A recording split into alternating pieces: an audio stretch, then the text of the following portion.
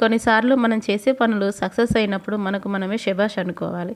అలాంటి వాటిలలో ఇదొకటి నాకు. ఎందుకంటే ఈ టిష్యూస్ తోటి రోజ్ ఫ్లవర్స్ చేసే వీడియోస్ మాత్రం నాకు చాలా బాగా నచ్చింది. నేను కూడా ట్రై చేద్దామని ట్రై చేశాను ఇంట్లో.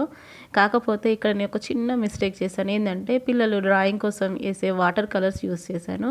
నార్మల్‌గా స్కెచో లేకపోతే మార్కరో యూజ్ చేస్తారు కదా! అలా యూజ్ చేసినప్పుడు వాటర్‌లో డిప్ చేస్తే ఈ కలర్ అంతా స్ప్రెడ్ అయిపోతుంది. ఇవి ఆల్రెడీ వాటర్ కలర్స్, వాటర్ పీల్చుకొని ఉన్నాయి. మళ్ళీ నేను వాటర్‌లో డిప్ చేసేసరికి కొంచెం టైం తీసుకున్నవి ఇవి టిష్యూస్ ఆరటానికి.